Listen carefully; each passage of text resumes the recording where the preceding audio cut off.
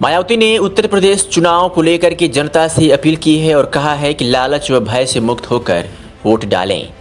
बता दें कि उत्तर प्रदेश में 9 जिलों की 55 विधानसभा सीटों पर 14 फरवरी को दूसरे चरण के लिए वोटिंग हो रही है। वोटिंग के बीच बहुजन समाज पार्टी सुप्रीमो मायावती ने मतदाताओं को बधाई दी है।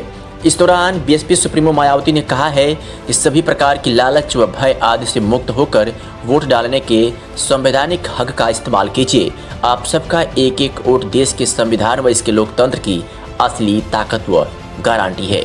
मायावती ने ये बात इसलिए कही है क्योंकि विपक्ष पर मायावती का शक है और मायावती ने कहा है कि हो सकता है कि विपक्ष बसपा के वोटों को अपने कब्जे में करने की भरपूर कोशिश करे, इसलिए लालच में न आए और बहुजन समाज पार्टी की सरकार बनाएं, तभी दलित समाज का भला हो सकता है।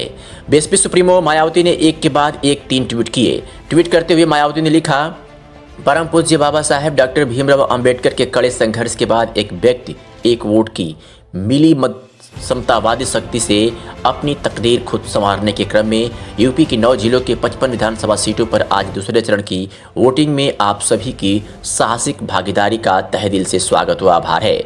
वहीं अपने दूसरे ट्वीट में मायावती ने लिखा, बीएसपी डॉक्टर अंबेडकर के मानवतावादी उसूलों पर चलने वाली अकेली पार्टी है जिसमें सर्व समाज का हित सुरक्षित है।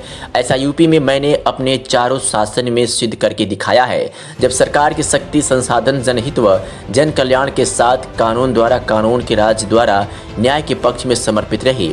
तीसरे ट्वीट में मायावती ने जनता से अपील करते हुए कहा कि अपनी जान माल इज्जत आबरू की तरह अपने वोट की भी रक्षा कीजिए। सभी प्रकार की लालच व भय आदि से मुक्त होकर वोट डालने के संवैधानिक हक का इस्तेमाल कीजिए। आप सबका एक एक वोट देश के संविधान व इसके लोकतंत्र की असली ताकत व गारंटी है। आपके इस प्रयास में बीएसपी हमेशा आपके साथ खड़ी है।